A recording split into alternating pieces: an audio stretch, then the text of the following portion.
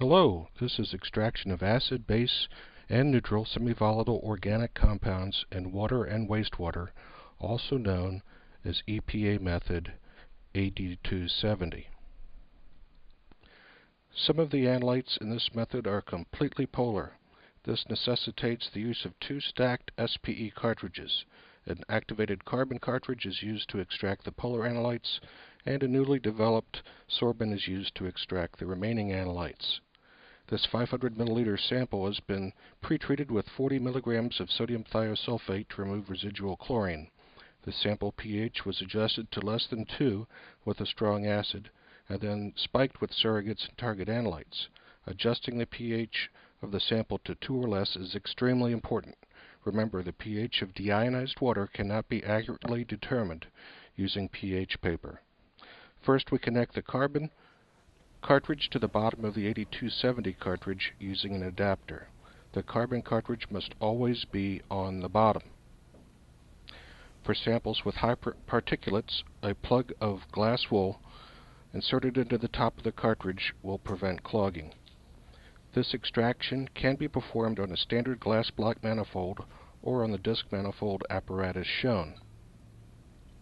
Attach a UCT clean-through tip to the bottom of the carbon cartridge and place it in the glass adapter to make a seal. In this demonstration, we are showing a single extraction. In a high-throughput lab, multiple stations or glass block manifolds will be used for efficiency. 5 to 6 hours are required to extract and concentrate a typical batch of 24 samples. The cartridges need to be pre-washed to ensure that no contaminants have been picked up during handling. Wash the cartridges with approximately 10 milliliters of methylene chloride. Allow 1/3 of the volume of the solvent to pass through the cartridges, and then let the solvent soak for at least a minute. Then draw the remaining methylene chloride to waste. Leave the vacuum on for about a minute or so to remove any residual solvent.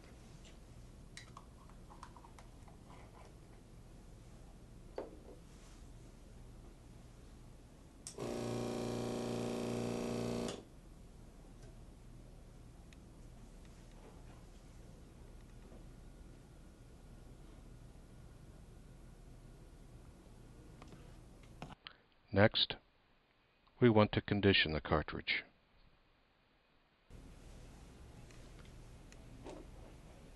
Add approximately 10 milliliters of methanol to the cartridges to increase the activity of the sorbents.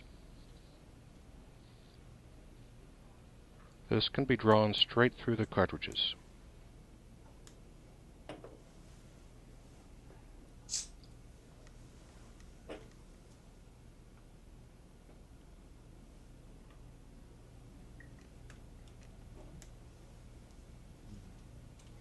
Lastly, we will need to equilibrate the cartridges with about 10 milliliters of reagent water and 10 milliliters of 0.05 normal hydrochloric acid. Again, these solvents can be drawn straight through the cartridge.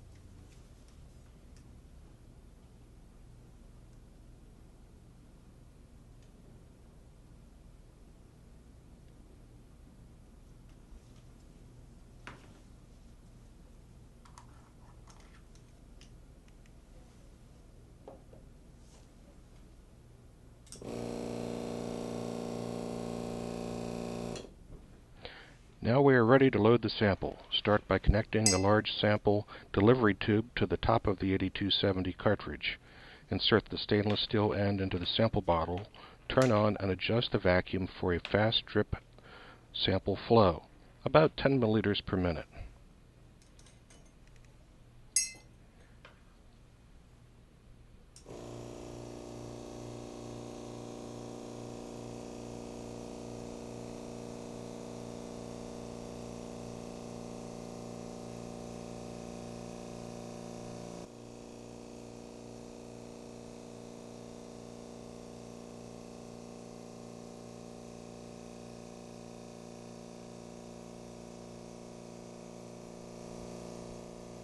Once the entire sample is passed through the system, turn off the vacuum and vent the manifold. Rinse the sample bottle with about 10 milliliters of reagent water and apply the bottle rinse to the cartridge. You can tilt the bottle slightly to get that last drop out.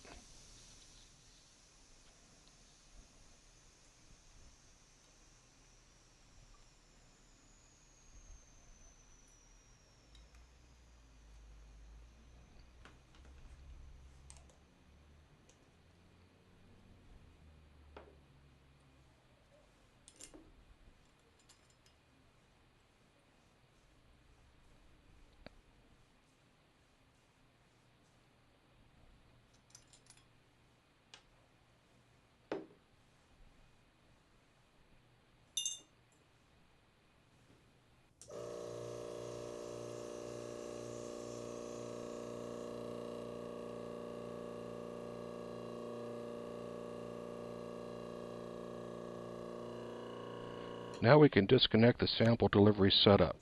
We will dry the 8270 cartridge under full vacuum for 10 minutes and the carbon cartridge for 15 minutes. We need to remove as much water as possible because wet sorbents can cause poor recovery.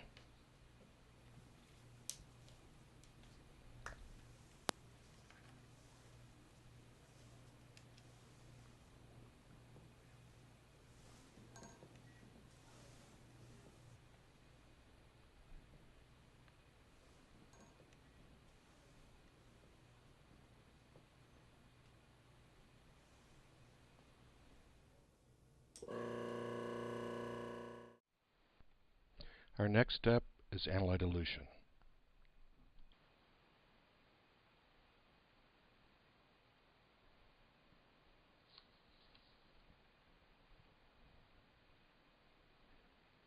Remove the glass adapter from the manifold and insert a glass vial into the base of the manifold.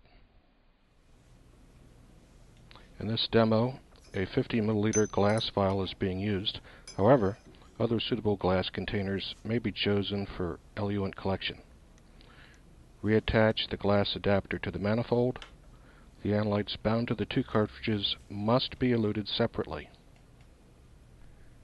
Insert the 8270 cartridge back into the glass adapter.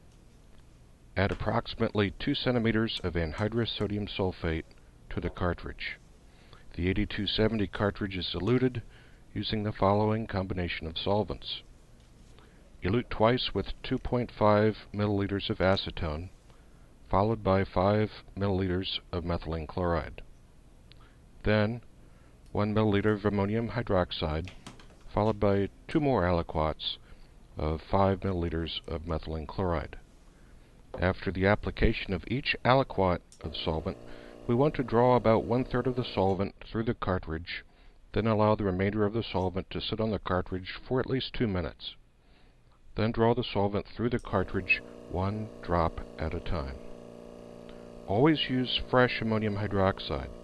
Ammonium hydroxide is extremely volatile and loses its strength very quickly. If the ammonium hydroxide loses its strength, you will experience slow recoveries.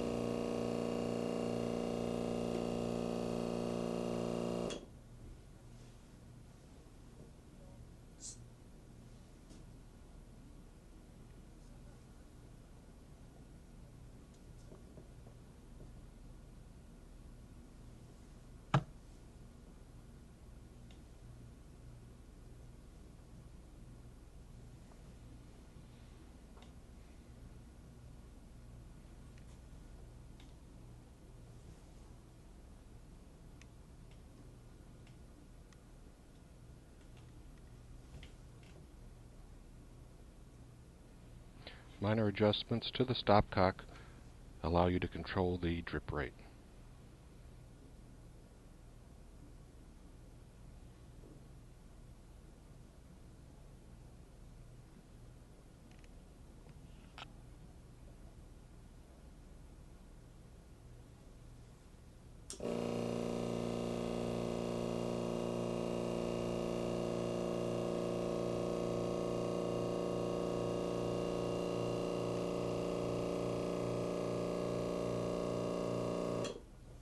As you know, there's always some water remaining in the final extract.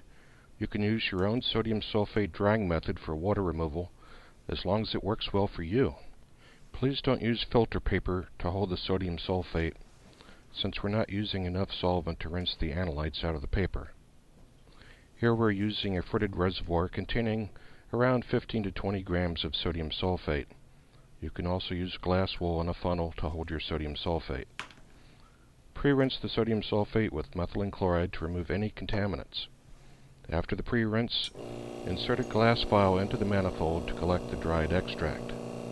Pass the extract from the 8270 cartridge through the sodium sulfate first, then the extract from the carbon cartridge.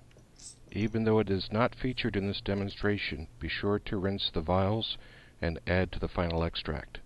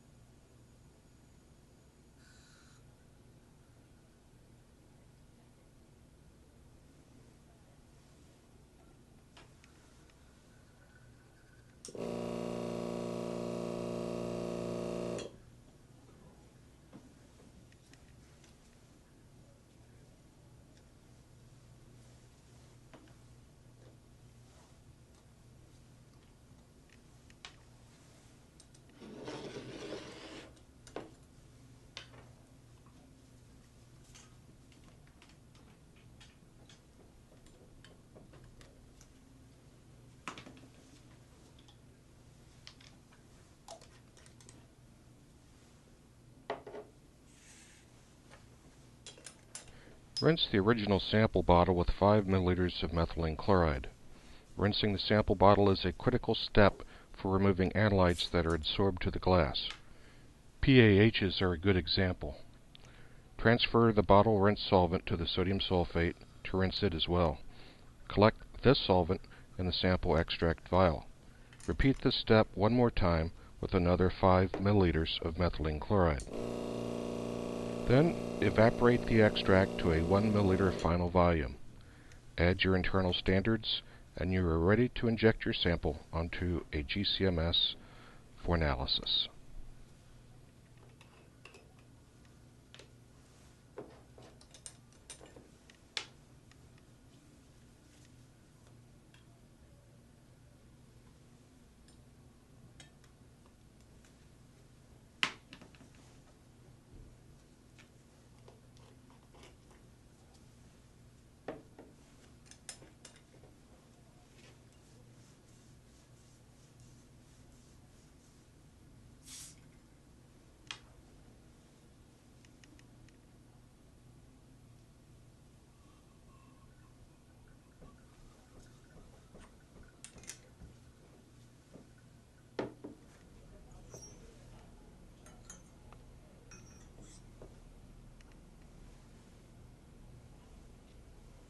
Thank you very much for watching UCT's presentation of the solid phase extraction of EPA's method 8270. If you have questions about this method or any other solid phase extraction method, please contact us at methods@unitedchem.com.